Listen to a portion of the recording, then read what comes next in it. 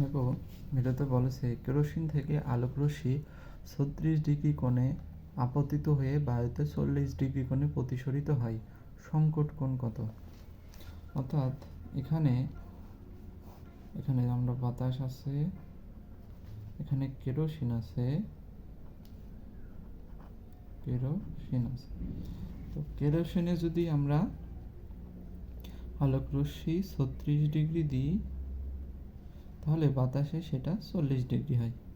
তাহলে নিশ্চয়ই এই কোণটা আমরা যদি বাড়াই, কোনো এক কোণের কারণে আলোটাই বিভেদ তল ঘেঁষে যাবে, আর এই যে বড় কোণের কারণে বিভেদ তল ঘেঁষে যাবে সেটা হচ্ছে সাইন থিটা সি। ঠিক আছে, তো আমরা চলো ক্যালকুলেশন করি। এখানে যে 36 ডিগ্রি কোণের জন্য 40 ডিগ্রি কোণ তৈরি হচ্ছে। আমরা জানি এই মাধ্যমের প্রতিসরণাঙ্ক এবং এই মাধ্যমের সাইন থিটার কোণ। তো কেরোসিনের যে প্রতিসরণাঙ্ক এটা কিন্তু বলেনি, আমরা এটাকে এটা 2 ধরলাম। বাতাস মাধ্যমের প্রতিসরণাঙ্ক সেটাকে এটা 1 ধরলাম।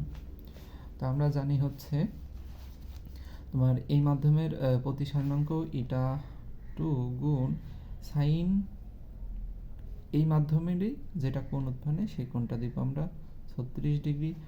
আবার অপর মাধ্যমে গিয়ে এই মাধ্যমের প্রতিসরণাঙ্ক এটা 1 গুণ এই মাধ্যমের সাইন 40 ডিগ্রি। তো এখান থেকে ক্যালকুলেশন করলে আমরা এটা 1 এবং এটা যে 2 আছে এটার একটা আনুপাতিক মান পেতে পারি, তাই না? চলো সেই আনুপাতিক মানটা বের করি। আচ্ছা, কেরোসিনের যে প্রতিসরণাঙ্ক সেটা এটা 2 আমরা রাখলাম, আর বায়ুর যে প্রতিসরণাঙ্ক এটা 1 সেটাকে আমরা এখানে রাখলাম।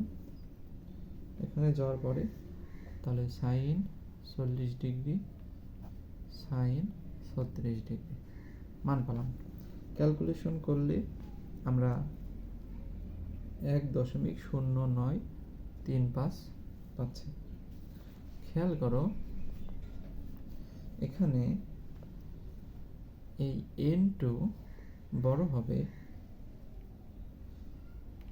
n1 থেকে। তাহলে আমরা বলতে পারি যে দ্বিতীয় মাধ্যম যে আছে কেরোসিন সেটা হবে ঘন মাধ্যম। আশা করি বুঝতে পারছ। এখন আমরা সংকট কোণ বের করি।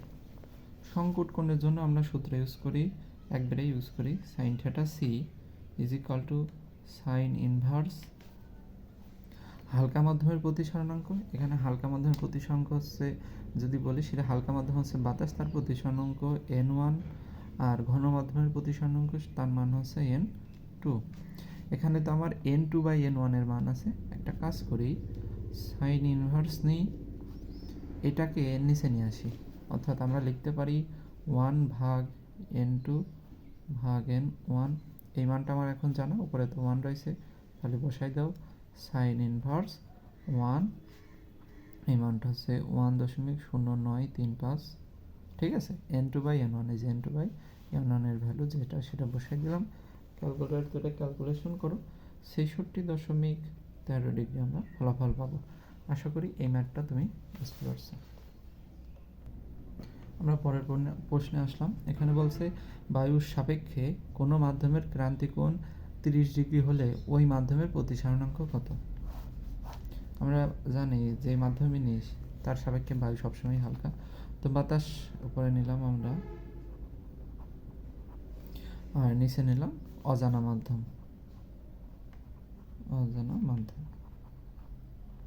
বলেছে বায়ুর সাপেক্ষে কোনো মাধ্যমের ক্রান্তিকোণ 30 ডিগ্রি, অর্থাৎ এই মাধ্যমে আমরা যদি 30 ডিগ্রি কোণ তৈরি করি, এই আলোটা বাতাসে না গিয়ে এই বিভেদ তল ঘেঁষে যাবে। তো আমরা জানি সাইন থিটা সি হালকা মাধ্যমের প্রতিসরণাঙ্ক, এই ঘন মাধ্যমের প্রতিসরণাঙ্ক। যেহেতু অজানা মাধ্যম থেকে আলোটা গিয়ে বিভেদ তলে তোমার যাচ্ছে 30 ডিগ্রি, তো অবশ্যই এটা হবে ঘন মাধ্যম, তো এটার নাম আমরা এটা 2, এবং হালকা মাধ্যম যেটা সেটা এটা 1, অর্থাৎ বাতাসের মাধ্যমে আমরা 1 ধরি ক্যালকুলেশনের সময়। তো সাইন 30 ডিগ্রি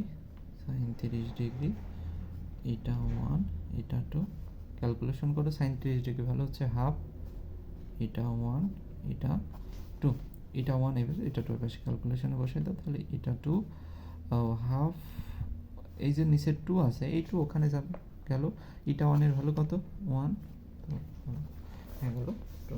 আশা করি বুঝতে পারছো আমাদের যে দ্বিতীয় মাধ্যম আছে তার যে প্রতিসারণাঙ্ক সেটা হচ্ছে 2। এখন বাতাসের প্রতিসরণকে 1.000 সামথিং আছে, তো এই ক্ষেত্রে এই প্রতিসরণাঙ্ক হালকা চেঞ্জ হতে পারে, সমস্যা নেই 2 ধরতে পারি আমরা। আশা করি এই সমস্যাটাও তোমরা বুঝতে পারছো।